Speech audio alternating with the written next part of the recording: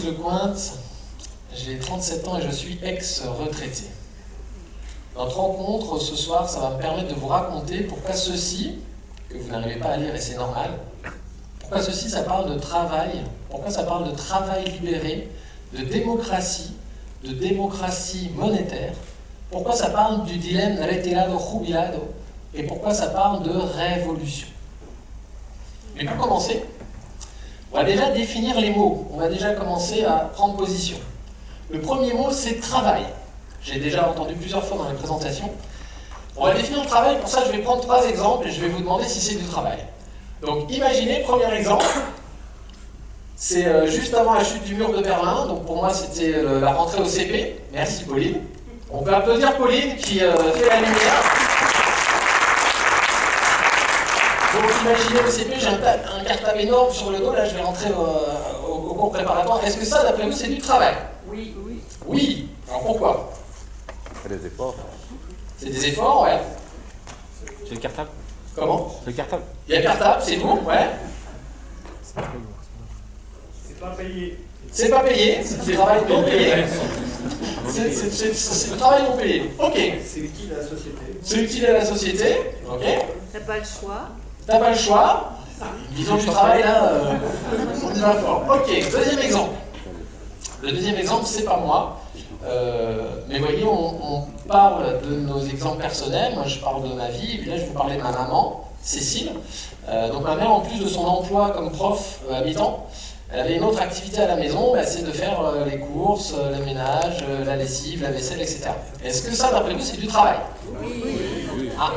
Déjà, on dirait qu'un consensus. C'est une corvée, oui. Alors, pourquoi ce serait un travail? Donc c'est une corvée, c'est désagréable, ouais. C'est un truc de femme. C'est un truc de femme. Donc les personnes sexistes, on peut les identifier là. Vraiment, monsieur. Voilà. Des gens payent d'autres gens pour le faire. Voilà. Si elle ne le fait pas, il faut payer quelqu'un d'autre pour le faire. Effectivement, ça ne se fait pas tout seul. Ouais. Le mari peut le faire, hein. Le mari pourrait le faire, dans une société égalitaire d'ailleurs. On peut le faire, oui d'ailleurs. Et le fils pouvait l'aider. Comment? Le fils pouvait l'aider. Le fils peut aider, les enfants d'ailleurs souvent aident. Donc vous voyez là, on parle de ma maman, mais vous comprenez bien que en fait, ça c'est son histoire à elle, c'est son histoire personnelle, c'est privé. Mais en fait, c'est pas que privé. Puisque comme m'ont appris plusieurs femmes dans ma vie, le privé est politique. Alors, parler du fait que ma maman faisait le ménage, la vaisselle, etc., c'était pas la seule, d'accord, dans la salle. Vous qui êtes maman et qui avez l'âge de ma maman, vous savez très bien que vous avez probablement fait ça. Et les femmes aujourd'hui qui ont mon âge, probablement continuent de faire ça. Fin de l'exemple, troisième, dernier exemple, savoir si c'est du travail ou pas. Laissez-moi là maintenant. Est-ce que je suis en train de travailler? Oui. Oui. Ah. Bon, moi je suis d'accord, mais bon, il y a toujours un non là à ce moment-là, parce que comme j'ai l'air détendu et décontracté, ce qui est totalement faux, puisque j'ai le cœur qui bat à tout rompre, hein, mais je donne l'air comme ça. Donc je raconte, je travaille. Alors pourquoi je travaille? Une rémunération? Il y a une rémunération, ouais. Parce que vous créez. Parce que je crée, hein, donc travail, création, ça m'intéresse, ouais. La valeur. Quoi d'autre? C'est du temps passé. C'est du temps passé, oui. Ça n'a pas l'air comme ça, mais j'improvise pas en fait, ça a été écrit quand même. Oui. Quoi d'autre? Répondez à une demande précise. Je réponds à une demande précise, tout à fait. C'est de la responsabilité. C'est de la responsabilité, effectivement. Si je viens pas, je suis un peu responsable du foirage de la soirée. Ouais. Bah, je suis venu, hein. Ça va. Diffusion de messages. Diffusion de messages. Quelque chose à apporter. Ouais. Plaisir. C'est vrai que pour l'instant, ça va pas trop mal parce que vous êtes sympa. Ok. On a pris 3 exemples, vous voyez. Il y a eu plus ou moins un consensus, mais pour moi, ces 3 exemples, effectivement, c'était du travail. Donc là, maintenant, moi, ce que j'appelle du travail, c'est tout effort conscient réalisé dans le but de produire quelque chose, comme par exemple une conférence gesticulée, ou des patates, ou toute autre chose, donc produire quelque chose, apprendre quelque chose, comme par exemple en allant à l'école, ou en allant faire un atelier avec Chôme Actif ou des associations, ou pour rendre service, comme par exemple en faisant la cuisine pour sa famille. Donc vous comprenez bien qu'avec cette définition du travail, le travail c'est un truc énorme. Nous avons toutes et tous du travail ici et maintenant et pour toute notre vie et on n'en manquera jamais. D'accord? Donc on ne va pas manquer de travail. Éventuellement on pourrait manquer de quelque chose, Ouais, alors vous voyez, vous allez direct le truc, parce que... Et on pourrait manquer d'emploi, parce que souvent on confond le travail et l'emploi, c'est deux choses qui n'ont rien à voir. L'emploi, c'est un travail très particulier, qui est issu d'un... Il faut un contrat de travail, il faut un employeur et un employé, donc une subordination, on est subordonné à son employeur, et on a un salaire. Donc éventuellement, on pourrait manquer d'emploi, mais comme vous l'avez dit vous-même, et comme le dit très bien Monette, c'est la maman de Coluche, elle dit non mais les chômeurs, les chômeuses veulent du travail, veulent de l'emploi. Non, non, non, le salaire leur suffirait. En fait, ce qu'on veut, c'est pas des emplois, c'est la monnaie qui est liée à l'emploi. Parce que pour la plupart d'entre nous, qui n'ont pas le loisir d'être rentiers, c'est-à-dire que l'argent rentre tout seul, pour aller récupérer de la monnaie, il faut passer par l'emploi. Hein, c'est le chantage à l'emploi. Ok, ça c'est le premier mot, travail. Alors libérer parce que, moi, vous voyez, c'est relativement libéré, c'est un travail choisi. Je veux dire, personne m'a forcé à venir faire des conférences gesticulées, d'accord? C'est pas pour l'emploi qui m'a dit tu viens ici ou on te coupe ton chômage. Bon, j'ai pas de chômage, mais enfin, en tout cas, ça marchera comme ça. Les travailleurs et les travailleuses libérés, en fait, le travail libéré, en fait, ça s'appelle la retraite. La retraite, c'est le travail libéré. C'est la possibilité de travailler, comme on l'a vu, donc on n'est plus dans l'emploi, on est dans la retraite, mais on travaille. Et toutes les études sociologiques montrent que les retraités en bonne santé, avec une retraite suffisante, sont les travailleurs et les travailleuses les plus heureuses et les plus épanouies. Travail libéré, ok. Ensuite, démocratie. Alors la démocratie, qu'est-ce que c'est? Ben déjà, c'est plutôt quelque chose, moi je vois ça comme une idée, quelque chose vers laquelle aller, quelque chose à construire. Moi, la démocratie, je vois ça comme une organisation sociale où déjà on a toutes et tous conscience qu'on n'a pas les mêmes besoins, qu'on n'a pas forcément toujours envie des mêmes choses et qu'on ne part pas de manière magique de l'égalité. L'égalité, ça ne se décrète pas, ça se construit. Et ce qui est important, c'est qu'on soit toutes et tous, qu'on ait toutes et tous la possibilité de décider comment on va vivre ensemble, de décider des règles. Donc, avec cette définition-là, pensez-vous que nous soyons en démocratie? Non. Ah non, hein, malheureusement. Il y a quelqu'un qui a écrit la démocratie, c'est ferme ta gueule. La démocratie, c'est faire ta gueule. C'est un bon résumé. J'aurai une image après à vous montrer là-dessus. Ma compagne, qui s'appelle Catel Coquillon, elle résume très bien ça. Elle dit « Nous ne sommes pas en démocratie, nous sommes en entreprise. » Et vous allez voir comme ça va résonner avec la suite de la conférence gesticulée. Démocratie monétaire. Donc monétaire, vous avez remarqué que j'utilise plus le terme monnaie que le terme argent. C'est passé dans le langage courant de dire l'argent, mais à la base, l'argent, c'est le métal précieux, etc. Donc pour ne pas confondre, moi je dis bien la monnaie. Hein, donc la monnaie, c'est voilà, les pièces et les billets qu'on a dans nos poches, donc vous allez vous délester d'ailleurs en partant, ou l'argent qu'on a sur nos comptes en banque sous forme virtuelle. Donc une démocratie monétaire, ça serait donc un système, une démocratie, un système égalitaire, où on aurait chacun et chacune un revenu monétaire garanti et suffisant. Donc bien sûr, dans une démocratie monétaire, c'est la fin de l'emploi, du chantage à l'emploi, hein, qu'on a vu avant, et dont certains d'entre vous sont victimes, en fait la plupart d'entre nous a priori, quoi. Juste pour vous dire aussi pourquoi j'ai pris ces 3 exemples sur le travail, c'est pas 3 exemples que j'ai pris au hasard, ces 3 exemples, ça correspond à 35 heures par semaine de travail. Si vous avez des enfants qui sont à l'école, moi j'ai 2 grands enfants qui ne sont pas à moi mais qui vivent avec moi, ils ont au moins 35 heures de cours dans la semaine. Actuellement, en 2019, là maintenant, le travail gratuit et invisibilisé des femmes à la maison, c'est 35 heures par semaine, c'est un plein temps, en moyenne, hein. C'est-à-dire qu'il y en a qui en ont beaucoup plus. Et moi, mon travail en tant que conférencier gesticulant, bon je dis un mi-temps, mais c'est idéal, mais en vrai, c'est pas vraiment un mi-temps. Alors, excusez-moi, je vais vous mettre une petite image qui va illustrer ça, avec un petit chiffre. Est-ce que ça s'affiche? Ouais, ça va s'afficher, je le sens. Oui. D'après la Banque mondiale, donc les femmes représentent 50% de la population. Avant, c'était un petit peu plus. Maintenant, ça commence à être moins, puisque, je ne sais pas si vous savez, il y a un féminicide hallucinant à l'échelle planétaire. Donc on tue les petites filles parce que ce sont des petites filles, parce que les règles d'organisation sociale font qu'on ne veut plus avoir de petites filles. Donc là, maintenant, il y a moins de femmes que d'hommes sur Terre. Mais elles font 66% du travail. Je traduis, ça veut dire elles bossent 2 fois plus. 2 tiers, 1 tiers. Elles touchent 10% des revenus. Je traduis, ça veut dire elles font les 2 tiers du boulot et elles touchent rien, donc elles bossent gratuitement.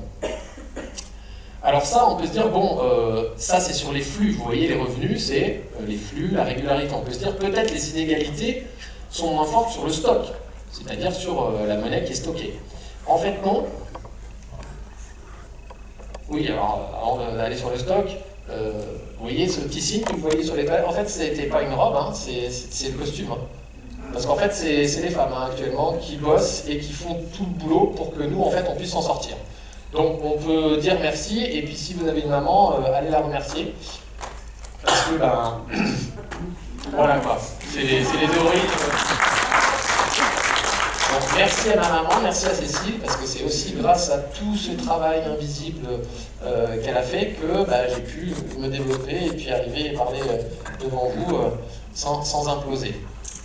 Et donc je vous disais, sur le stock, c'est encore pire. Puisqu'à l'échelle du monde, les femmes possèdent 2% de la propriété, donc 50 fois moins que les hommes. Voilà, juste pour donner un petit ordre d'idée de chiffres, pour se dire « Ah, mais non, mais l'égalité homme-femme, tout va bien. » Non, pas du tout. Donc, pour la démocratie, pour arriver vers la démocratie, vu qu'on n'y est pas, il faudra sûrement faire un pas de côté, probablement vers la gauche, comme le suggère rapidement ce dessin, pour nous rendre compte que ce qu'on appelle actuellement la Constitution est une anti-constitution parce qu'elle a été écrite par la classe dirigeante pour la classe dirigeante. Et donc pas pour nous, pas pour 99%. Et corrigée plusieurs fois à sa faveur. Et corrigée plusieurs fois à sa faveur, de pire en pire. La démocratie monétaire, c'est l'idée de passer de l'ego à l'éco. C'est l'idée de passer d'un système monétaire actuellement pyramidal, inégalitaire, centralisé, c'est le pire en fait qu'on puisse imaginer, à des écosystèmes monétaires démocratiques, plusieurs monnaies partagées et dont nous ayons, c'est nous qui aurons le pouvoir de création monétaire et c'est plus des banques privées. On va y revenir pendant la conf. Donc actuellement en fait, la monnaie en fait c'est leur arme, c'est le nerf de la guerre. D'accord ? C'est le nerf de la guerre. On peut transformer la monnaie en tremplin vers la paix. On n'est pas obligé d'arrêter d'avoir de la monnaie. La monnaie n'est pas mauvaise en soi, elle est mauvaise avec toutes les règles qu'on a mises là, on ne va pas s'en sortir. Par contre, en changeant le code, on va le voir plus tard, ça peut marcher. Donc démocratie monétaire, et si vous vous rappelez le titre, le dernier mot de la conf, c'est les révolutions. Révolution avec un accent circonflexe. Donc ça n'existe pas hein, dans le dictionnaire. Si vous regardez dans le dictionnaire sexiste Larousse, révolution n'existe pas. C'est un mot inventé. Révolution, ça veut dire c'est les révolutions mais qui partent de nos rêves. Et j'ai inventé un autre mot que j'aime bien utiliser, c'est un verbe, c'est rêvactifier. Rêvactifier, ça veut dire qu'en fait, tout part d'un désir, d'une énergie de vie, d'un rêve, de quelque chose que je veux. Qu'est-ce que je fais avec ce rêve ? Je l'acte. Je le prends, je le mets dans le réel. J'essaye. J'expérimente. Et qu'est-ce que je fais après ? Donc là, j'ai rêvacté. Après, je vais rectifier. Je vais rêvactifier, puisque une fois que je mets mon rêve dans la réalité, je me rends compte que ça ne va pas forcément comme je voulais, ou je me rends compte que l'effet sur les autres n'est pas si bien, et donc il y a besoin de rectifier. Ce verbe-là, on en a besoin un peu tous les jours, parce que dès qu'on commence à parler de comment on pourrait s'organiser autrement, il y a tous les vendeurs de peur là, qui arrivent, tous les vendeurs de There is no alternative en anglais. Donc, ah non, surtout il faut rien changer parce que sinon ça va être pire. Là, ils sortent leur truc, ils disent non, on peut rien faire. Là, je dis hop. On rêvactifie, ça veut dire qu'on met en acte nos rêves et on rectifie parce que quand on est dans la réalité, ça fait pas comme quand on avait imaginé, mais c'est pas pour ça qu'il faut pas l'essayer. Rêvactifier. Un petit point sur les personnes qui avaient éventuellement entendu parler de ma première version de la conférence gesticulée. Je parlais des revenus de base. J'en parle plus, j'ai changé de titre et j'ai changé le contenu de la conf parce que quand j'ai commencé à étudier les revenus de base il y a quelques années maintenant, c'était a priori, il y avait des solutions vraiment émancipatrices là-dedans. Donc moi j'ai fait un tour de France pour interviewer toutes les personnes qui proposaient des revenus découplés de l'emploi regroupés sur la thématique revenu de base. Je me suis rendu compte que le revenu de base, ça ne veut rien dire. C'est exactement comme le développement durable. Oui.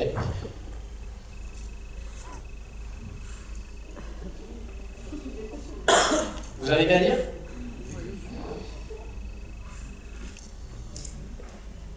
Plus par les corporations, plus par l'intérêt. Donc le développement durable de McDonald's, c'est pas du tout le même que celui que subissent l'ensemble des espèces animales sur Terre, c'est pas du tout celui que subissent les esclaves à l'échelle du globe, dans les mines, etc. Et nous, notre belle petite vision, etc. Donc le revenu de base, c'est pareil en fait. Ça veut rien dire, il y a des propositions à la fois différentes et totalement contradictoires qui sont regroupées sous cette appellation de revenu de base. Deuxième truc, les propositions qui, depuis le temps que j'avais commencé à les étudier, dont on parle encore, c'est que les propositions réalistes. Et réaliste, ça veut dire capitaliste. Donc ça ne m'intéresse pas. Et troisièmement, je me suis rendu compte que les gens que j'ai rencontrés qui m'inspiraient le plus parlaient pas de revenu de base, parlaient d'autre chose dont je vous parlais là. Et donc c'est ces personnes-là qui ne proposaient pas de revenu de base, qui proposaient des choses plus radicales et plus révolutionnaires, qui m'ont inspiré. C'est pour ça que j'ai changé le titre de la conf. Dernière chose sur les mots, parce que les mots sont très importants. Déjà, vous voyez sur travail, emploi, voilà. On va faire un petit test. Donc Pauline, je veux bien la lumière. Qui dans cette salle connaît la signification du mot sororité? S-O-R-O-R-I-T et accent aigu. Vous levez le doigt et vous regardez bien haut. Sans aucune. Ok. Qui dans cette salle connaît la signification du mot fraternité? Ah, c'est les sœurs sororités. Voilà, donc fraternité c'est entre frères, sororité c'est entre sœurs. Nous sommes 11, donc je pense que ça fait à peu près 15% à connaître la signification de ce mot. Donc vous comprenez bien que je ne vais pas pouvoir continuer cette conf en français, puisque c'est une langue sexiste, donc inégalitaire, et que pour construire une démocratie, il faut au minimum commencer par utiliser une langue égalitaire. Donc je vais essayer dans cette conf, et n'hésitez pas à me corriger, parce que comme la plupart des gens autour de moi continuent à parler de la convention sexiste, c'est un peu compliqué de toujours parler en langue égalitaire, mais je vais essayer, voire même au féminin systématique, pour changer un peu du masculin systématique. Voilà. Donc si je dis vous les participants, vous êtes très chouettes, voilà, ça parle bien de tout le monde, c'est bien de vous que je parle, et de nous d'ailleurs. Alors ça suffira pas, hein, mais comme dit ma compagne Catel, qui fait des super ateliers sur la langue égalitaire, elle dit pouvez-vous imaginer une société égalitaire où la langue, elle, ne la serait pas? C'est pas suffisant, mais c'est nécessaire. Donc voilà, on va essayer ce soir avec une convention un peu différente. Voilà pour les mots. Bon, alors maintenant, j'ai l'obligation de vous lire une annonce officielle de sécurité. Dans le cadre du plan de prévention du ministère de l'Intérieur contre les risques liés aux chutes d'idées révolutionnaires et radicales, une procédure d'auto-évacuation d'urgence est prévue. Si jamais vous êtes trop bouleversifié par ce qui est exposé ici, ce qui est possible puisque le gesticulant partage des choses qui l'ont bouleversifié selon la norme NFS 61-938 de désenfumage idéologique. Sachez que vous êtes libre à tout moment, à partir de maintenant, de vous débouleversifier en sortant discrètement de la salle et en empruntant les issues de secours prévues à cet effet. Le gesticulant n'a pour l'instant qu'effleuré les marges de la radicalité. En fait, c'est mon Mac, il n'y a que les trucs Mac, hein, c'est propriétaire. Oui, mais ça fait rien, vous n'avez pas le câble au secteur. Attendez, qu'est-ce qu'il y a? Il suffit de le brancher au secteur. Oui, mais en fait, je n'ai pas le câble qui va du Mac au secteur. Dans 10 minutes, vous l'apportez. Ah bah génial, parfait. C'est bien, donc je vais improviser pendant 10 minutes et on peut applaudir bien fort. Merci.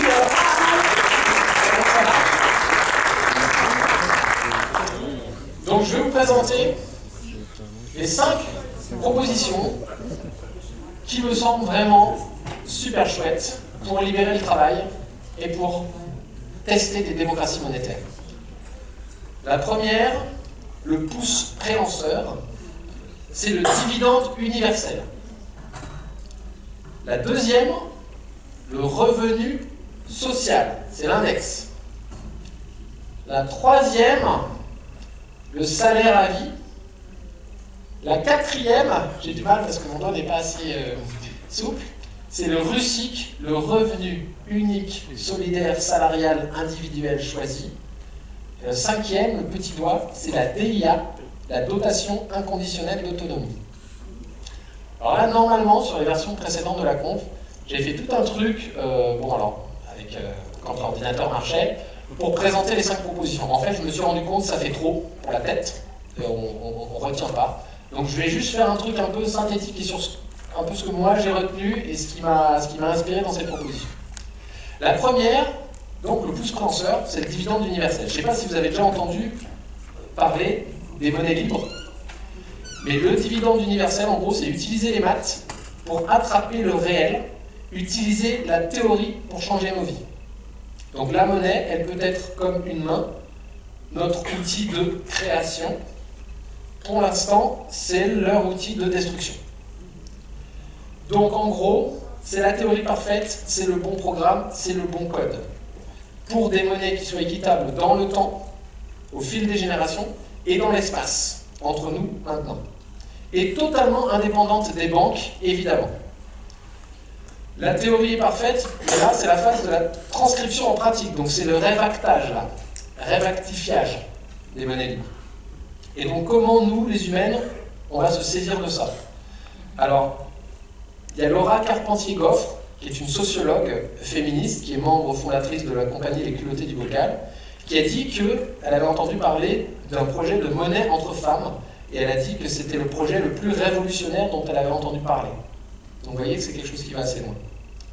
Donc, le DU, le dividende universel, c'est le revenu monétaire de ce système de création de monnaie libre, de cet écosystème de monnaie libre. Donc le code, il est issu de la théorie relative de la monnaie, qui est un truc très compliqué, mais ça fait partie du mouvement du libre, Donc vous voyez, par exemple, j'ai un ordinateur Macintosh, qui marche d'ailleurs avec les logiciels Macintosh, parce que j'ai pas réinstallé Linux dessus, parce que c'est la misère d'installer Linux sur Mac. Ça marche quand même de mieux en mieux, donc sur mon autre Mac d'avant, j'avais réussi à le faire, mais c'est quand même compliqué. Donc vous voyez, là, les propositions que je soutiens, c'est du libre. Donc le code de programmation, il est ouvert, il est public, il est modifiable. Et du coup, on a moins de problèmes comme ça, par exemple. Deuxième proposition, l'index. Pourquoi l'index? Parce que le revenu social, il pointe du doigt nos erreurs.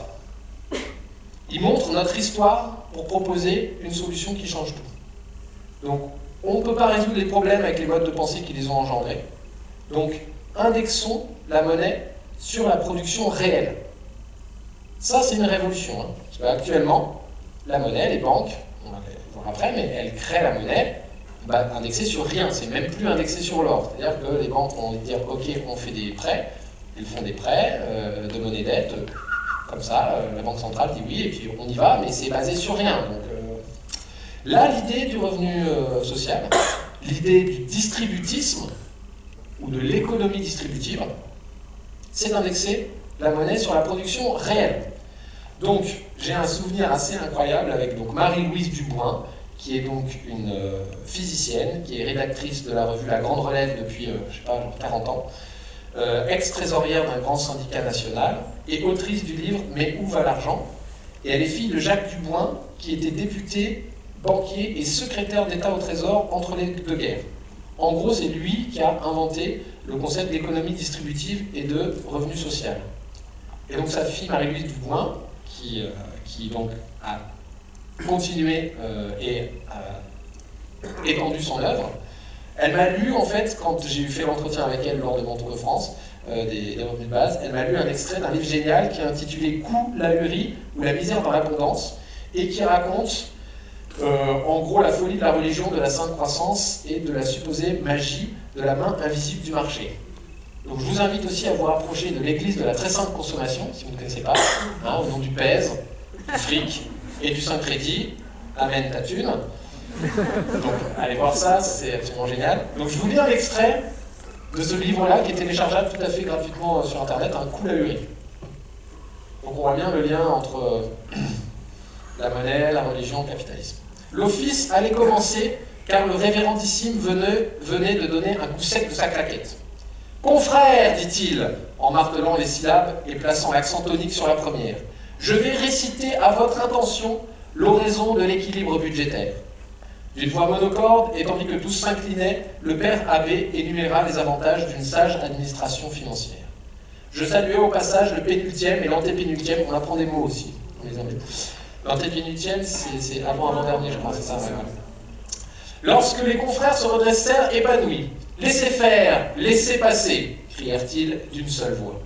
J'entendis alors défiler les antiennes du psautier, de nouveaux mots pour moi, les litanies de la Sainte Monnaie, le cantique de la déflation, tandis qu'après chacun de ces chants retentissait le même réponse bref du cœur, « Laissez faire, laissez passer !»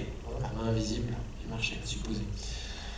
Suivirent deux beaux psaumes, le premier en ut majeur, commencé par ces mots, « La concurrence est aux hommes, ce que le soleil est à la nature », le second en la mineure débutait ainsi, « Elle est enfin venue la grande pénitence pour faire expier tes excès de labeur. » Au bout d'une demi-heure, les chants cessèrent et tous les confrères parurent se recueillir un instant. Alors, brusquement, les yeux au ciel, à pleine voix, l'hymne sublime à la confiance, ils entonnèrent tous, à pleine voix, l'hymne sublime à la confiance qui fit trembler les vitraux. La troisième proposition, c'est, vous en avez peut-être entendu parler, en tout cas, c'est un mouvement qui est très en lien avec le MNCP, le Mouvement National pour la défense des droits des chômeurs et précaires, enfin moi je vais l'appeler comme ça, le salaire à vie, donc propulsé par le réseau salarial. Donc là, en fait, pourquoi j'ai utilisé, vous avez vu que j'ai choisi un peu les doigts de la main en fonction des propositions. Donc ça, c'est pour dire fuck les prêteurs. C'est pour dire, on a déjà gagné après la Seconde Guerre mondiale contre les patrons collabos, ça l'histoire. On va gagner encore, nous sommes les créatrices de notre monde et tant pis pour le capitalisme. Donc cette proposition, elle a été initiée dans les années 90, elle part, et c'est ça qui est génial, elle part de ce qui existe. Elle part de la cotisation sociale qui a été mise en place, comme vous le savez sûrement, par le Conseil national de la résistance, après la Deuxième Guerre mondiale. Et ce qui est nouveau, c'est que le réseau salariat propose de socialiser le salaire pour avoir non pas 40% du PIB, donc le PIB c'est une très mauvaise mesure économique, mais bon, là on l'utilise pour faire le comparatif. Actuellement, nous avons 40% du PIB qui est non capitaliste, voire anticapitaliste. C'est la cotisation sociale. Ah, donc l'assurance retraite, l'assurance chômage, l'assurance maladie. Tout ce que le gouvernement est en train de vouloir péter est en train de péter. Pour le compresseur capitaliste, c'est pour qu'il n'y ait plus 40%, mais 0%, que tout soit privé. Donc là, l'idée du réseau salarial, c'est de dire non, on ne va pas baisser les 40%, on passe de 40 à 100. C'est-à-dire on socialise aussi le salaire. Donc ce n'est pas une stratégie défensive des supposés acquis sociaux, hein, comme le font beaucoup de syndicats d'employés aujourd'hui, pas tous mais quand même beaucoup. Là, c'est une stratégie offensive de conquête sociale. Donc là, c'est ça qui me plaît, parce que c'est un espoir révolutionnaire, mais qui est basé sur une histoire commune et sur du réel. Donc là, j'ai une citation d'Ambroise Croizat, normalement, député communiste, donc qui a été un des instigateurs de la sécurité sociale et du système des retraites, donc probablement inspiré par beaucoup de femmes dont le nom est resté anonyme, comme pour beaucoup de grands hommes, hein, il y a sûrement beaucoup de grandes femmes derrière, mais... Donc si le communisme...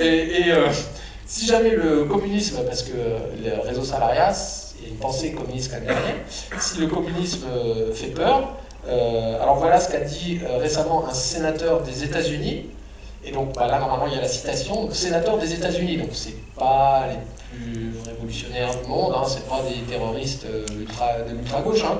En gros il dit tout ce qui nous effrayait du communisme, donc voilà, de plus pouvoir rien acheter, avoir nos maisons qui partent à machin, avoir des machins, ça s'est réalisé grâce au capitalisme, en gros. Donc le salaire à vie c'est quoi? C'est un salaire qui est versé à chaque personne, de sa majorité à sa mort, dont le montant peut lié à une qualification, ou être égal pour tout le monde, ça reste à discuter à l'intérieur même de ce qu'on va construire ensemble, et à l'intérieur même du réseau salarial, c'est en discussion.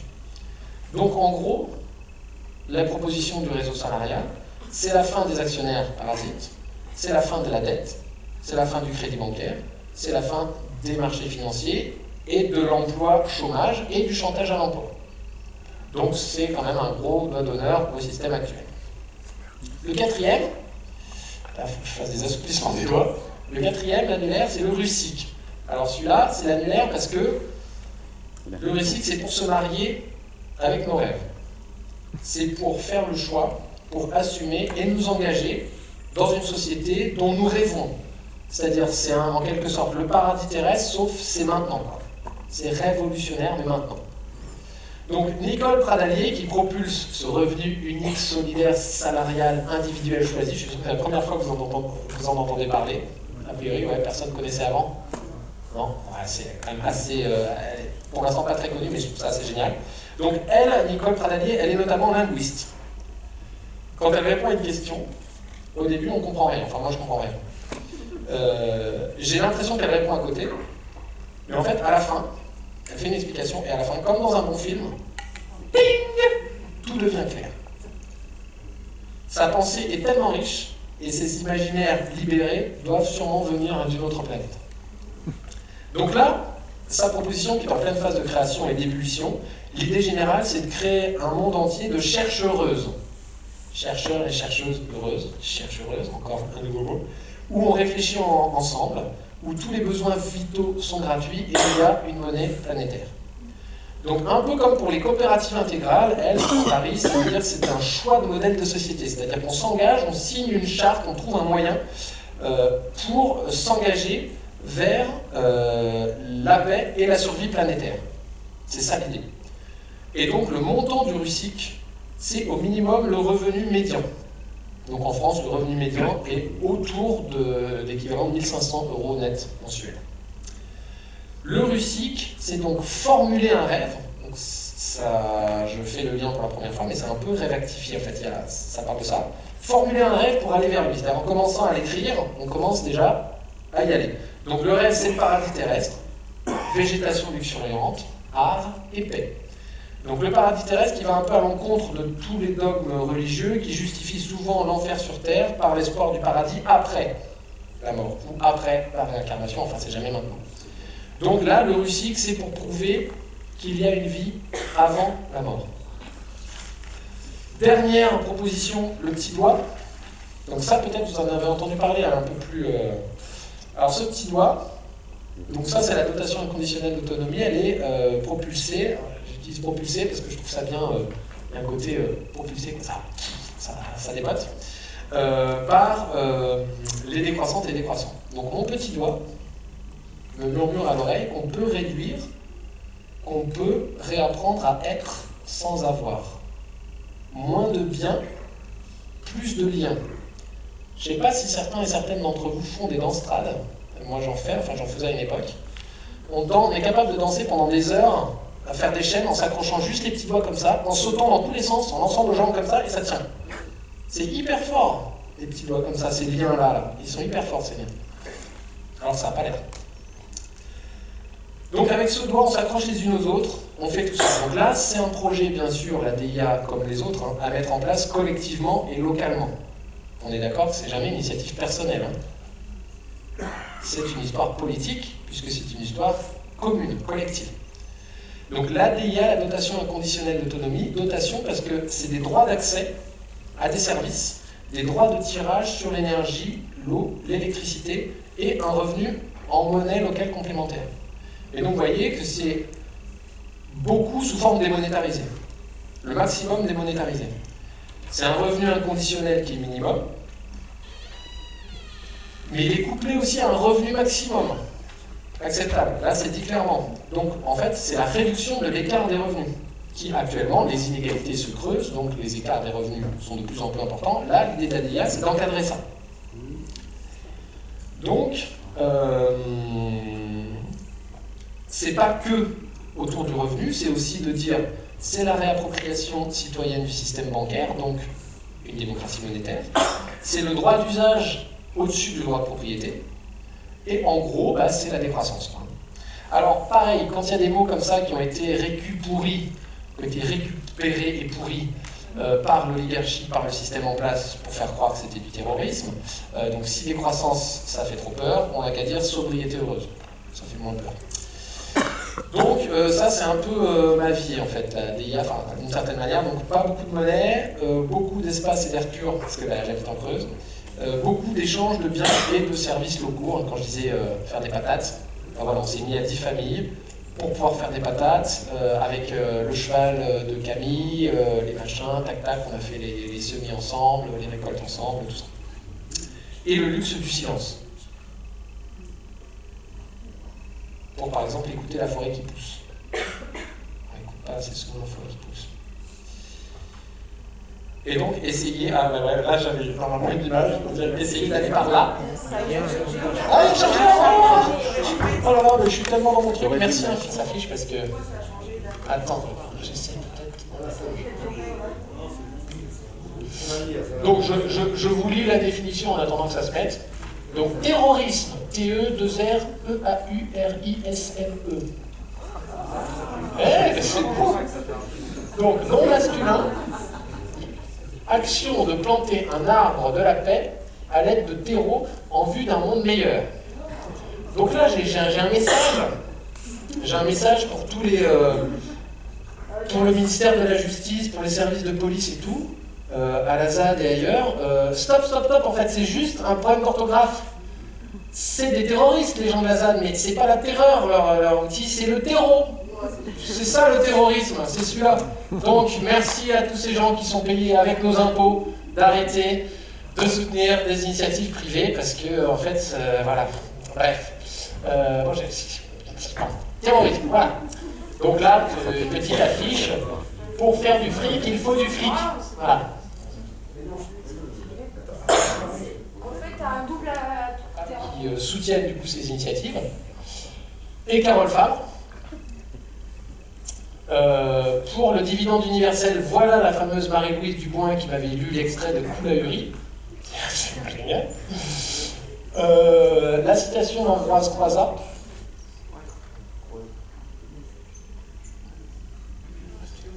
Donc là, y compris dans tous nos groupes, hein, si nous, en fait, on utilise les mots de nos oppresseurs, si on commence à dire charge sociale, au lieu de cotisation sociale, on est foutu, parce que charge, ça veut dire, ah ben si c'est une charge, il faut l'alléger, donc on enlève. D'accord ?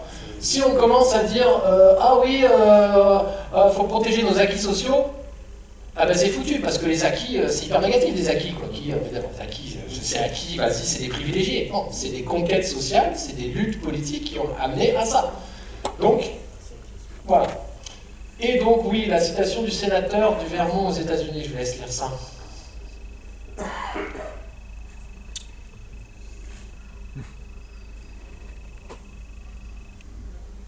Voilà. Donc, une fois de plus, c'est pas un ultra-gauchiste, c'est un sénateur. D'accord ? Donc, quand même. Est-ce qu'on sait de quel côté? Comment non, alors j'ai enlevé le nom pour pas faire pas mettre encore des vieux hommes blancs là en lumière. Je sais plus son nom, je sais pas de quel côté il était. Enfin, il était du côté des capitalistes, puisqu'il n'y en a pas d'autres. Hein. Il y a la gauche capitaliste, la droite capitaliste, l'extrême droite capitaliste, et c'est à peu près tout. Alors, Nicole Pradalier, la linguiste qui promeut et qui propulse le russique, hein, pour l'art et la paix, la voici. Et donc, une des personnes qui soutient la DIA, c'est Manon Nazin qui a fait notamment une thèse.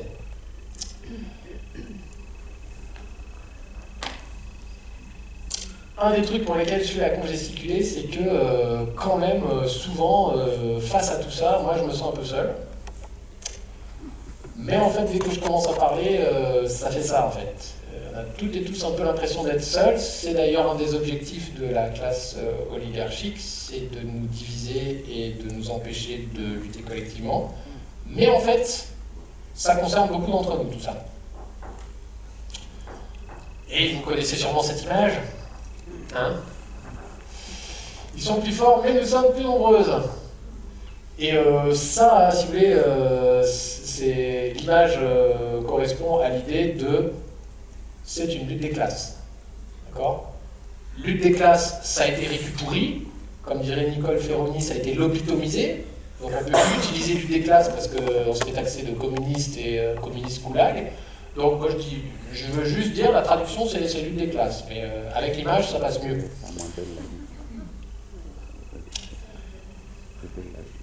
Et n'oublions pas,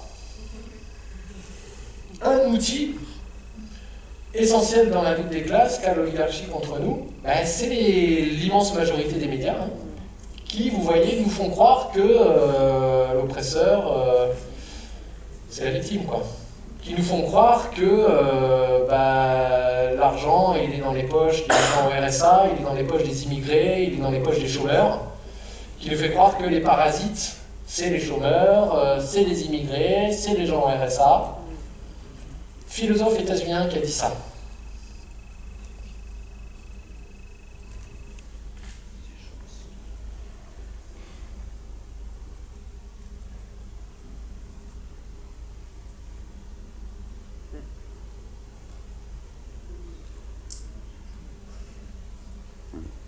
Donc, si toutes les télés de France répètent ad nauseam qu'il y a trop de charges sociales, que les chômeurs doivent aller au boulot, ça ne peut pas être les chômeurs les parasites, puisque les parasites, la définition du parasite, c'est que justement il n'est pas détecté. Donc si on met tous les flashs dessus, ça ne peut pas être des parasites en fait, ça ne marche pas.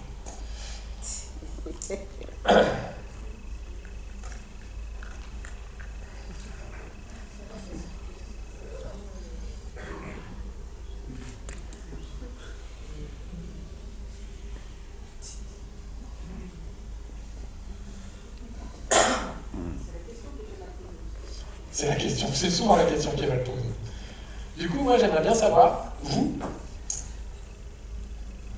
par rapport à tout ça, et avant qu'on parle plus en détail de qu'est-ce que ces propositions peuvent faire dans nos vies, vous, 2-3 exemples de rêves d'enfants que vous aviez. Donc là, ouais, comme ça je vous vois, parce qu'avec le projecteur. Est-ce que quelqu'une veut partager un truc que vous voulez faire quand vous étiez tout petit, un rêve d'enfant que vous n'avez pas encore fait?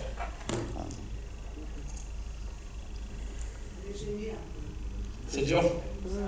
Ah ouais. Moi je vais vous partager les liens juste après, donc c'est juste en introduction. Ouais? Tu veux partager un truc? Tu voulais avoir une ferme? Ok. Avoir une ferme avec des animaux. Un beau rêve. Moi j'ai 3 poules. C'est un début. Ah mais 2 chiens, voilà, c'est un début. Qui d'autre a un rêve, voilà, un rêve d'enfant, quelque chose Allez-y, c'est presque anonyme, il n'y a que moi qui vous vois. Les autres, ils ne se retournent pas. Parler dans une baignoire avec un micro. Parler dans une baignoire avec un micro. Parler, chanter, non, parler. Parler, oui. Parler, ouais. Ok. Ouais, rêve d'enfant, parler. Ouais. Que tout le monde soit heureux. On a aussi des rêves pour les autres. Que tout le monde soit heureux. Ouais. Quoi d'autre comme rêve d'enfant? Ça nous replonge dans des trucs, hein. Ah, cette question des rêves, c'est incroyable.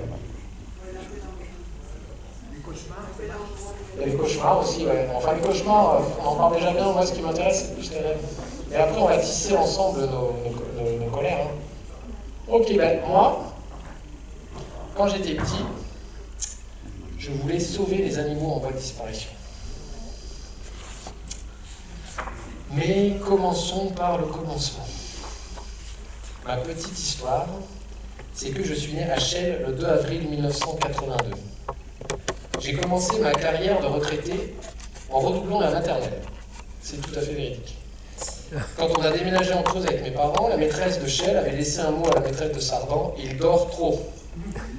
Donc j'ai redoublé ma première section de maternelle. Comme j'avais commencé l'école 1 an en avance, je me suis retrouvé à l'âge normal, mais j'avais hâte d'être à la retraite, donc j'ai sauté le CE2. Alors mon rêve, c'était pas vraiment d'être à la retraite, mais c'était libre d'aller dans le monde entier sauver les animaux en voie de disparition. Donc arrivé en 6e, j'avais une sorte de contrat moral avec mes parents. Alors pour comprendre ça, il faut que je vous dise que mon père aussi, Bernard Pointe, était prof. Je suis donc fils de prof, plutôt gauche Nouvelle-Ops. Le contrat était le suivant. Tant que j'ai 15 de moyenne, ou plus, elles ne m'embêtent pas, on révisait au hasard une leçon par soir, vite fait, par tirage au sort. Pas mal d'ailleurs, le tirage au sort. Je suis passé une fois ou deux sous la barre des 15, alors la branlade de combat, cours particulier, donc vite, je repassais en zone sécurisée au-dessus de 15. J'arrive en première, alors en France, quand on a 15 de moyenne et qu'on arrive en première, on fait S. Donc bon, ben, moi j'ai fait S, ensuite j'ai passé le bac, j'ai eu la mention bien. En France, quand on a la mention bien au bac, S, on fait prépa. Donc ben, moi j'ai fait classe préparatoire aux grandes écoles, donc j'ai fait prépa. Après 2 ans sans voir la lumière du jour, je passe les examens, j'arrive 672e au concours commun agro, et quand on arrive 672e au concours commun agro, on fait l'ENITAB. École nationale d'ingénieurs des travaux agricoles de Bordeaux. Donc j'ai fait l'ENITAB à 23 ans. Je sors du système carcéral éducatif de luxe avec mon diplôme d'ingénieur sous moi. J'ai rien choisi. J'ai aucune idée de ce que je veux faire de ma vie. Ils sont bien loin, hein, mes rêves de sauver les animaux en voie de disparition. Mais j'ai été bien éduqué, j'étais bien préparé à la guerre des places. J'étais bien convaincu que pour que ce bac plus 5 serve à quelque chose, je dois rester à ma place. L'élite de l'élite, au service du pouvoir. J'ai 23 ans, j'ai rien choisi, j'ai aucune idée de ce que je veux faire de ma vie, mais je suis fin prêt pour mon premier emploi. Wouh! Bon alors comme j'étais quand même assez peu intéressé par l'agro-industrie, j'allais pas trop aux cours chiants. Mon rêve, c'était quand même toujours de voyager et d'être utile. Mon prénom veut quand même dire en grec « protecteur de l'humanité ». Alors, je suis parti au Sri Lanka après le tsunami de 2004. Peut-être quelque part pour aider les animaux humains en danger. Alors là-bas, j'étais co-responsable d'un projet Cash for Work, en anglais.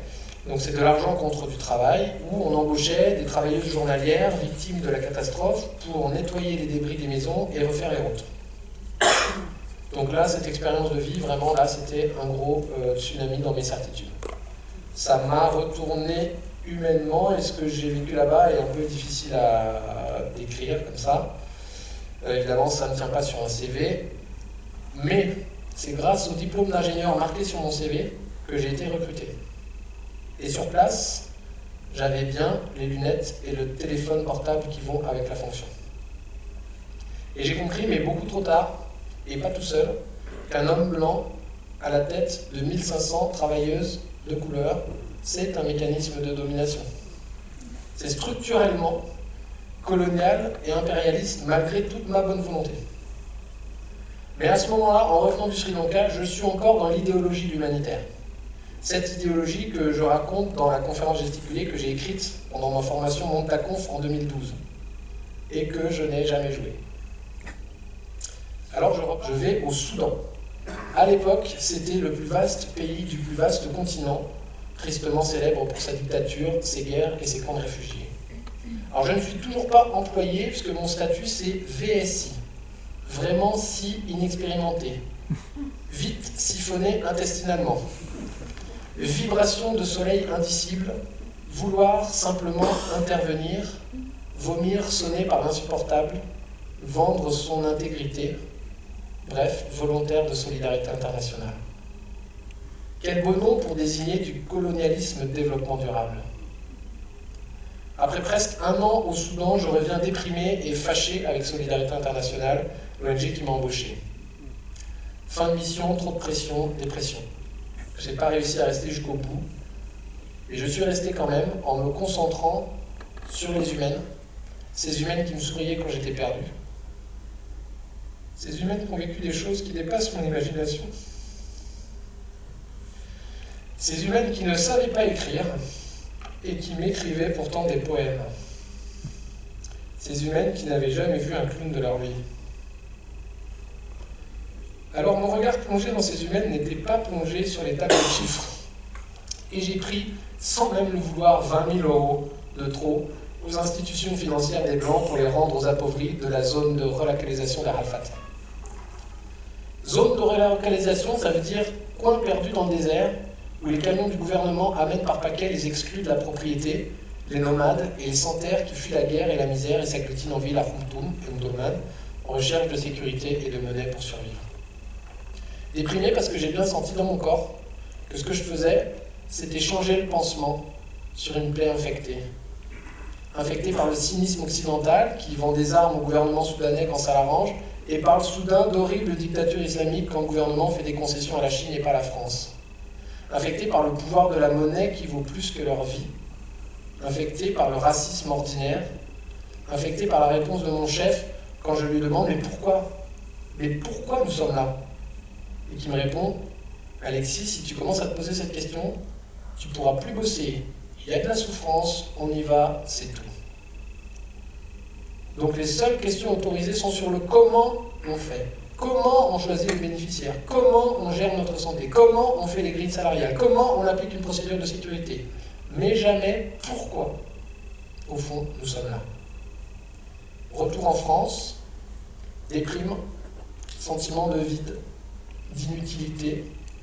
Je ne peux pas les sauver. Je ne suis pas le sauveur, ni même le protecteur de l'humanité. Mon rêve en prend un coup. À quoi vais-je servir? Bon, j'ai toujours pas trouvé la réponse précise à cette question. Mais je suis paumé et donc je bois un petit coup. Ça m'a un peu remué de repenser à ça.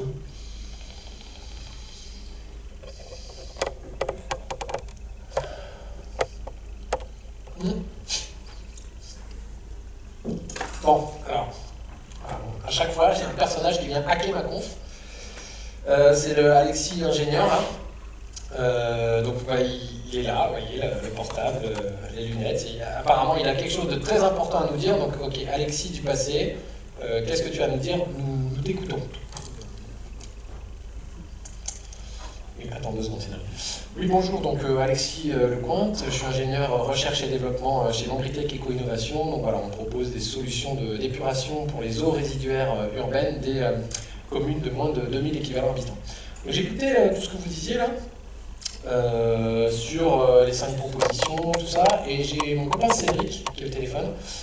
C'est le copain avec qui je faisais la course pour aller chercher les noix dans le cours de récréation. Puis on a suivi 2 chemins différents. Et lui maintenant, il est éboueur, enfin il est agent technique de propreté. Et du coup, il a écouté avec moi tout ce qui a été dit. Et vas-y, redis ce que tu me disais, Cédric. Ouais, c'est ça. J'aimerais poser une question, du coup. En fait, toutes ces propositions, c'est beau, mais c'est complètement utopique en fait. Comment on peut financer un truc pareil? Ça serait des centaines, des milliers de milliards, il y a 1000 milliards de dettes. Comment on finance quoi? Alors, comment on finance? Vous avez entendu la question, hein?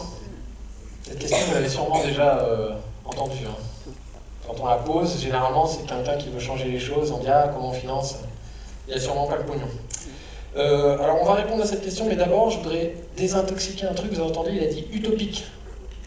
Alors là, on va clarifier les choses tout de suite. Ça m'énerve.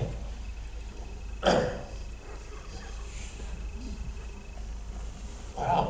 Donc tous les gens qui vont utiliser le terme utopique pour piétiner les rêves, non, c'est pas possible.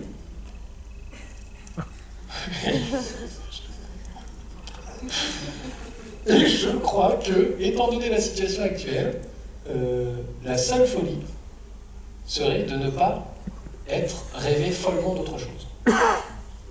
Donc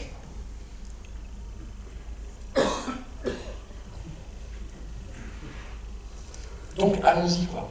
Parce qu'avant de répondre à comment on finance, j'aimerais poser la question du pourquoi là, que je ne pouvais jamais poser en fait. La question de non mais pourquoi je propose ces 5 machins, pourquoi je fais des conférences gesticulées, là, on dépense une énergie folle. Il y a plein de gens très intelligents qui disent que quand même ça va pas si mal, le capitalisme n'a jamais été aussi bien, il y a des richesses, on vit beaucoup plus vieille et beaucoup plus vieux qu'avant, etc., etc. Donc pourquoi vouloir changer les choses en fait? Quand on change, ça peut être pire. Alors pourquoi changer les choses? C'est pour une raison très simple, c'est que l'organisation actuelle n'est pas compatible avec la vie.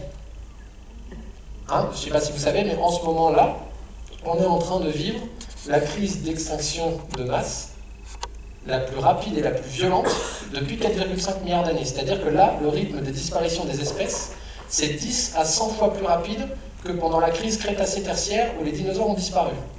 Et ça, du fait de l'activité humaine. Donc, pour que la fin du monde ne soit pas la fin de la vie, il faut que ce système, ce soit sa fin à lui. Mais donc, une autre fin du monde est possible que ce qu'on nous prédit. Mais du coup, c'est à nous de la construire. J'adore cette idée d'une autre fin du monde impossible. Parce qu'en vrai, la planète Terre, elle est super belle.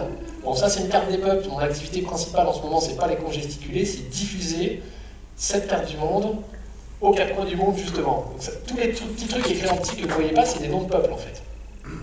Vous voyez, ça renverse un peu les certitudes, ça met un peu la tête en bas.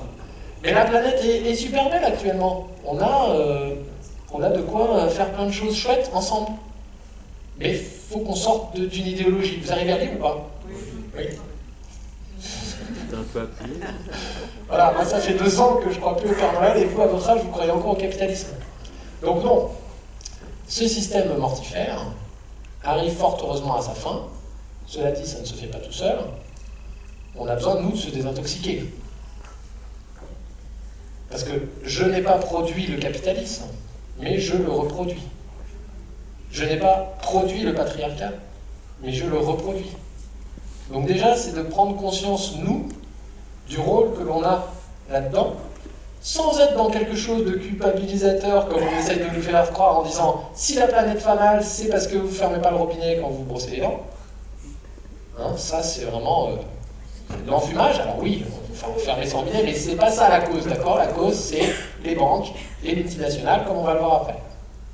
Comme dit Françoise Vergès, pour arriver à concevoir un autre monde, une autre organisation que ce qu'on vit actuellement, on va avoir besoin de décoloniser nos imaginaires. C'est-à-dire qu'il y a une propagande énorme qui est faite pour que nos imaginaires aillent dans une certaine direction. Donc moi, par exemple, je suis totalement déprimé. Là, actuellement, cette propagande gagne sur moi. Là, actuellement, alors je fais la conf pour essayer de me remotiver, mais je suis à plat. J'ai plus les ressources pour... alors bon, c'est peut-être dû aussi à ma vie privée dans ce moment, mais j'arrive plus. J'ai plus la foi j'ai plus l'espoir, en fait. Enfin, j'ai un espoir très amoindri. Donc cette propagande, elle marche. Pourtant, j'ai pas l'impression d'être quelqu'un de spécialement manipulable, influençable, faible du tout. Mais ça marche quand même. J'ai du mal à m'extraire des scénarios, quoi. Donc tant qu'à choisir une religion, moi je préfère celle-là. Voilà. Je boude, d'accord? Le bouddhisme, c'est bien. Bon, c'est génial. Bon, ok.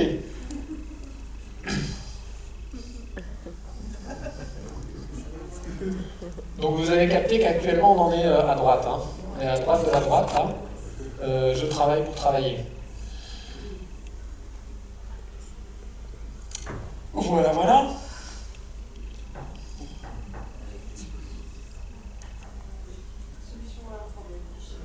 Ah ouais.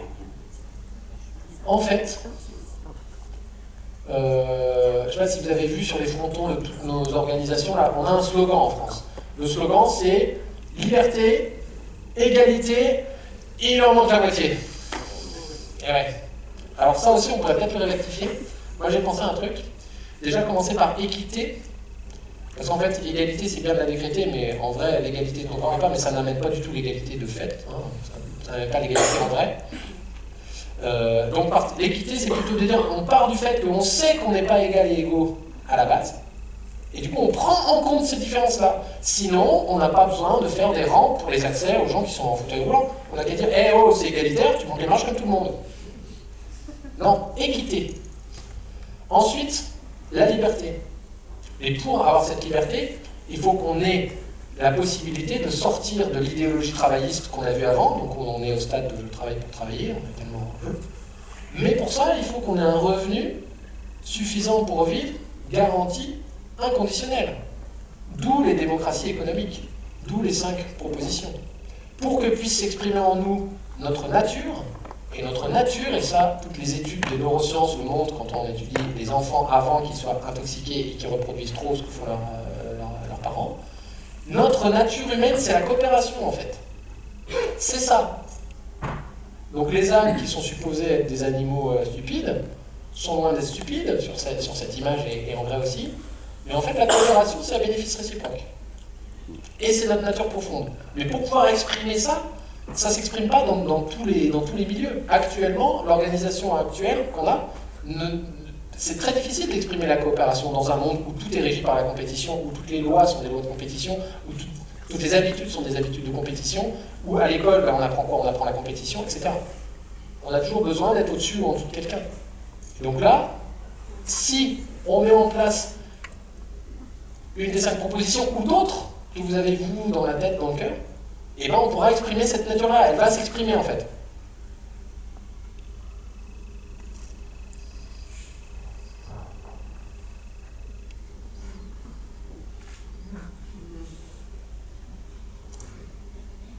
Mais on arrive toujours sur un truc. Et donc c'est pour ça que dans liberté, égalité, bon déjà on pourrait remplacer fraternité qui concerne que la moitié de l'humanité par adelphité. L'adelphie en fait c'est la matrice. Donc tous les enfants qui sont nés de la même matrice, donc les frères et sœurs, sœurs et frères, etc. Adelphité, comme ça nous concerne nous toutes. Donc déjà ça serait liberté, égalité, adelphité, et puis plutôt équité, liberté, adelphité, et je mettrais quelque chose comme responsabilité ou conscience, c'est-à-dire la conscience en fait que du coup ça commence quand même aussi par moi. C'est pas que en disant ah il faut faire ça ou même elle faut faire ça ou machin, c'est que bon déjà commencer par moi-même, mais pensée complexe, toujours faire gaffe aussi de pas dire ok il y a tout le poids sur moi quoi. Je n'ai pas produit le capitalisme, je suis pas responsable de ça. Par contre comme je le reproduis, je suis responsable du fait que je continue de le reproduire ou que j'essaye de faire autrement et que je prenne conscience grâce aux autres, parce que moi, toutes mes prises de conscience, c'est les autres qui me les ont amenées, c'est pas tout seul par l'élimination, et c'est essentiellement d'ailleurs des femmes qui m'ont amené à comprendre tous les fonctionnements patriarcaux, capitalistes, etc. Et bien une fois qu'on a conscience de ça, et c'est pour ça aussi que la conf est un outil pour dire si certains d'entre vous avaient, voilà, ça amène des infos que peut-être vous n'aviez pas, et du coup ça augmente le degré de conscience, et donc le degré de responsabilité, de dire ok maintenant je suis conscient de ça, qu'est-ce que j'en fais?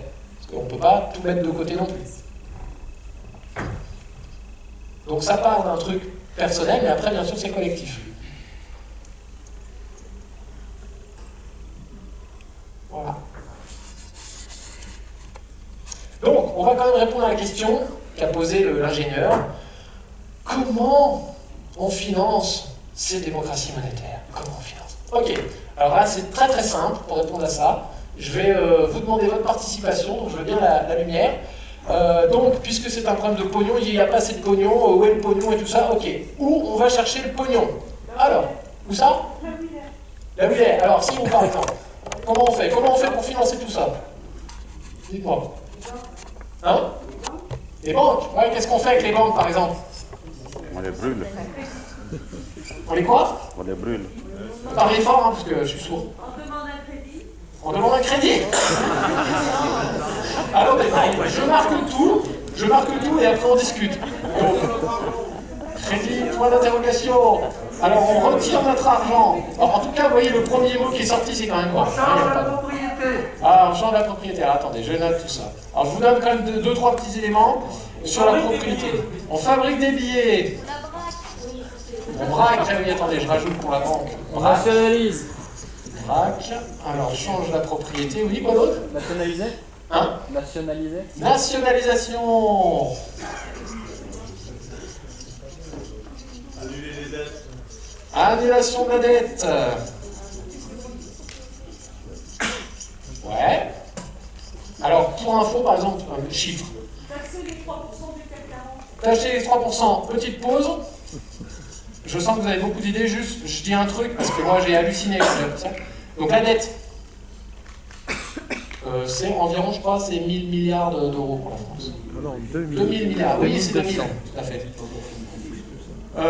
Donc vous savez que, bon, après je vais revenir sur le système de création monétaire, mais donc on paye la dette, on rembourse la dette aux banques privées, mais surtout on rembourse les intérêts de la dette.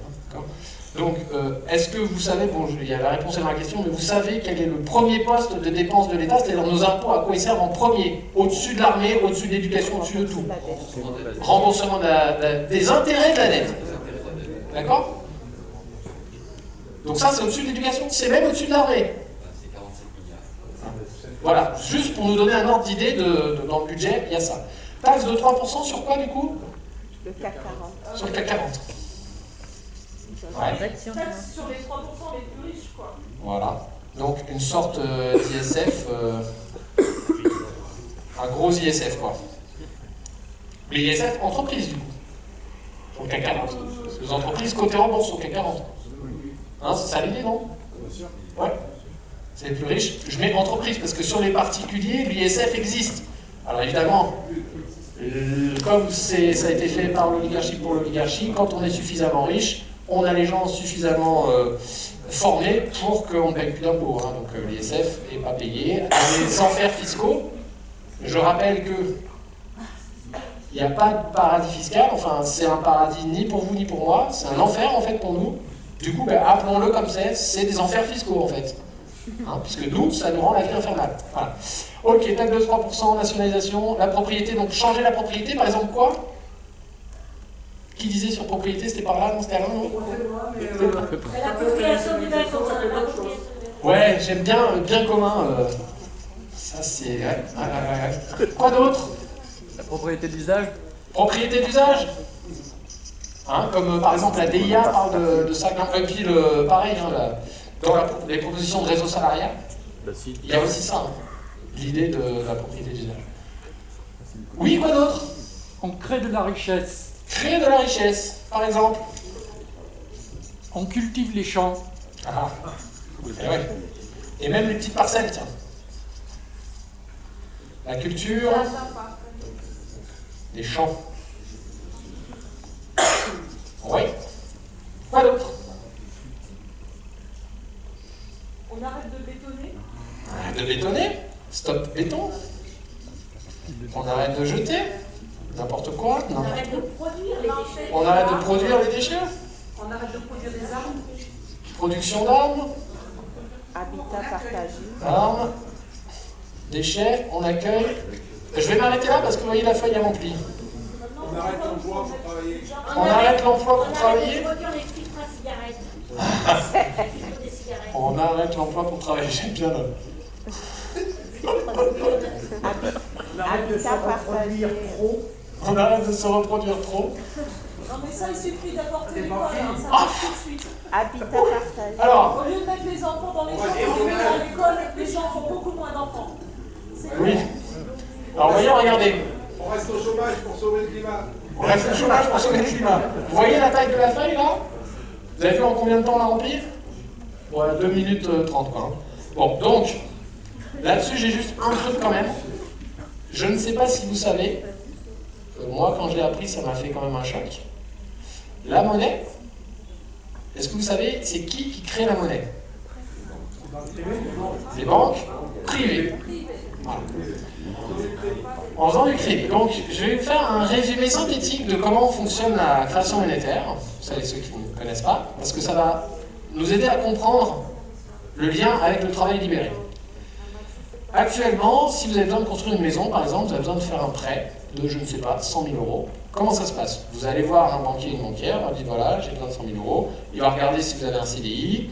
Est-ce que vous avez déjà une maison, des voitures, des garants, etc. C'est-à-dire que si vous n'arrivez pas à rembourser, que eux puissent prendre pour se rembourser. Et qu'est-ce qui va se passer? Je synthétise et je simplifie, mais le banquier appelle la Banque Centrale Européenne, dit « Eh, je voudrais créer 100 000 euros de monnaie dette ». La Banque Centrale Européenne dit « D'accord, et voilà, ching, 100 000 euros arrivent sur le compte de la banque privée, apparaissent, sont créés à partir de rien, il y avait zéro, il y a plus 100 000. La banque privée vous fait signer un papier, on dit voilà, si vous ne remboursez pas, on vous saisit votre maison, vous saisissez votre voiture, vous saisissez vos enfants.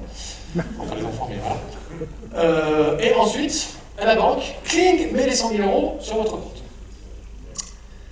Ensuite, qu'est-ce qui se passe? Vous remboursez les 100 000 euros, ça a priori, on pourrait dire que ça paraît normal, si c'est un prêt, bon, vous prêtez, vous remboursez. Moi j'ai des amis qui m'ont prêté des sous pour que je puisse acheter ma part de la maison qu'on possède avec ma compagne, bon je vais les rembourser, ça me paraît normal. Et en fait, ce que fait la banque privée avec cet argent qu'elle a créé en faisant ça, c'est qu'elle fait payer aussi des intérêts. D'accord? Donc il va bien falloir que vous rameniez plus de pognon que ce que la banque vous a prêté. Mais il n'y a pas 50 manières de ramener plus de pognon en vrai. Il y a 4 manières de ramener plus de pognon que ce que vous avez. La première manière, vous la connaissez, c'est l'emploi. La manière la plus simple, la plus... voilà. C'est les salaires liés à l'emploi. Donc vous allez trouver le premier boulot et puis le boulot de merde pour pouvoir rembourser votre emprunt pour pas qu'on saisisse vos biens. La deuxième solution, c'est on va dire l'emploi illégal. Donc c'est tous les commerces qui se passent quand même en euros, en dollars et tout ça, mais qui sont le trafic d'armes, trafic d'êtres humains, la prostitution, donc l'industrie du viol à l'échelle planétaire, etc., etc. Donc c'est de l'emploi illégal, si vous voulez, mais enfin c'est le même... voilà. La troisième manière, c'est de piquer de l'argent comme vous pouvez aux gens qui sont autour de vous, puisque vous ne l'avez pas, le pognon en plus, donc il faut bien que vous le trouviez quelque part, bah, il peut être dans les poches des gens autour de vous, donc vous vous débrouillez pour piquer du pognon autour de vous. Donc ça, c'est l'accroissement des inégalités, hein, puisque bah, du coup, il y en a qui arrivent à capter plus de pognon que d'autres, c'est l'accroissement des inégalités, et toutes les études socio-historiques montrent que plus il y a d'inégalités, plus il y a de violence. Et la quatrième manière de ramener plus d'argent que ce que vous avez, c'est de transformer un truc gratuit en monnaie. Donc, de détruire la planète. Il y a un arbre, je le coupe, je le vends, machin, je récupère des euros. Il y a du pétrole, il est au fond d'une nappe, je le sors, je le vends, ça fait des dollars, etc., etc. Donc vous voyez que c'est un problème structurel. C'est pas une question de bonne volonté ou de mauvaise volonté ou de bon ou de mauvais usage de nos euros. C'est le problème, c'est que pour avoir des euros, pour que vous puissiez avoir des euros dans votre poche, il faut qu'il y ait quelqu'un qui se soit endetté. Il n'y a pas d'euros qui sont créés en dehors de la monnaie dette. C'est-à-dire que pour qu'on puisse vivre, et on a besoin de monnaie pour vivre, pour l'instant, pour qu'on puisse vivre, il faut que des gens s'endettent et aillent prendre le premier emploi de merde dans le commerce illégal, détruire la planète pour récupérer du pognon, ou piquer du pognon à leurs voisins et voisines. Si vous connaissez un autre moyen, alors il y a créer la monnaie, on l'a dit, mais ça c'est très très dangereux. Parce que la fausse monnaie, déjà, c'est de plus en plus compliqué de faire la fausse monnaie maintenant. Et en plus, là, c'est crime contre l'État. Je veux dire, là, vous êtes... c'est fini, hein, c'est la prison, c'est les machins, tous les gens que vous connaissez sont sur écoute, et c'est foutu. Donc ça ne marche pas. Donc vous voyez, c'est bien un problème structurel, cette création monétaire. C'est pour ça que la démocratie monétaire, il n'y aura pas de démocratie si on ne se réapproprie pas le pouvoir de création monétaire. Tant que c'est des banques privées qui disent « Allez, toi, tu as des sous, et puis toi, tu n'en as pas », parce que à qui elles donnent les sous? À ceux qui en ont déjà, ou à ceux qui font des projets qui rapportent du pognon à court terme en détruisant la planète, par exemple. À eux, ils n'ont aucun problème pour avoir des prêts. Bon, ils ont leur propre banque, généralement, mais il n'y a pas de souci. Les banques, elles vont prêter aux gens qui vont faire des forages de pétrole, qui vont faire du gaz de schiste, ils n'ont pas de problème à avoir de prêts. Par contre, les gens qui vont faire des projets d'insertion de jardin de cocagne et machin, hein, aller récupérer des sous, il n'y en a pas. Donc, vous voyez bien que quand on pose cette question de « Ah ouais, mais comment on finance ?» En fait, c'est juste une manière de dire « Non, mais je ne suis pas d'accord en fait, avec ton projet, parce qu'il n'y a pas de problème de... c'est pas un problème de quantité d'argent. Il y a 50 000 milliards de dollars qui circulent dans le monde, je crois que c'est par jour, avec les échanges en interbourse et tout ça. 50 000 milliards de dollars. Donc c'est pas un problème de quantité d'argent. On prend 0,00001% de ça et on résout tous les problèmes de l'humanité.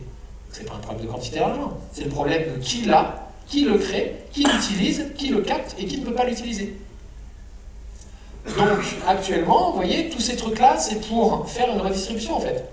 Pour prendre à celles, mais surtout ceux qui ont trop, et remettre à celles et ceux qui sont en train de mourir de faim.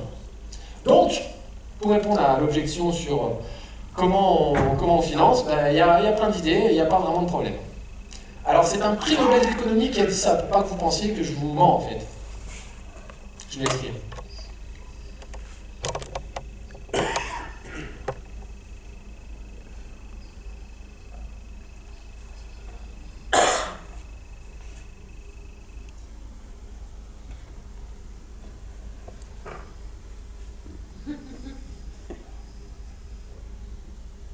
Vous voyez, la planche à billets actuelle, c'est juste de la fausse monnaie officielle.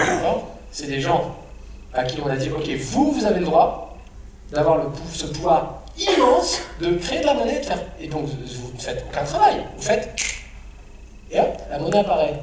Et moi je veux l'avoir, ce pouvoir. Je veux qu'on ait toutes et tous en fait. On dit, tac. Surtout, ils ont le pouvoir de décider. Et le pouvoir de décision, où elle va? Toi t'en auras pas, toi t'en auras. Et essentiellement, nous on n'en aura pas. En gros. Donc c'est... Voilà.